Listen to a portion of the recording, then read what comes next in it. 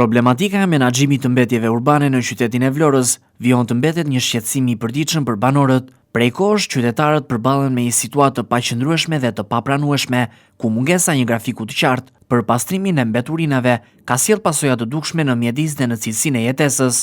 Në shumë zona të qytetit, veçanërisht në rrugët kryesore, por edhe brenda blloqeve të banimit, kontenierët janë shpesh të tejmbushur. Në mungesë të ndërhyrjes në kohë, mbeturinat përfundojnë të shpërndara përreth tyre, duke krijuar jo vetëm dotje vizuale, por edhe rrezik për shëndetin. Era e pakëndshme, prania e insekteve, si dhe përhapja e papastërtive, janë tashmë një realitet i përditshëm për shumë familje. Banorët shprehen të shqetësuar për këtë situatë, duke theksuar se problematika është bërë e theksuar kohët e fundit. Sipas tyre, pastrimi nuk kryhet në intervale të rregullta dhe mungon një organizim i dukshëm nga ana e institucioneve përgjegjëse. Ata kërkojnë më shumë përgjegjshmëri, sidomos duke pasur parasysh se paguajnë taksa për këtë shërbim. Nga ana tjetër, ndërmarrja e pastrimit duket se nuk po arrin të përmbushë funksionin e saj siç duhet, në vend që të garantojë një shërbim të vazhdueshëm dhe cilësor. Prania e saj perceptohet si e vakët, madje në disa raste si inekzistente. Kjo ka shtuar pa kënaqësi tek qytetarët, të cilët ndihen të neglizhuar dhe të pambrojtur përballë një problemi që ndikon drejt për drejt në jetën e tyre.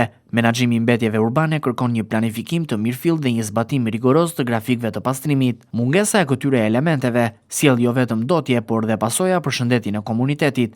Për më tepër, situata e krijuar dëmton edhe imazhin e qytetit, sidomos në një zonë bregdetare me potencial të lartë turistik si Vlora. Në këtë kontekst, kërkohet ndërhyrje e menjëhershme për të normalizuar situatën.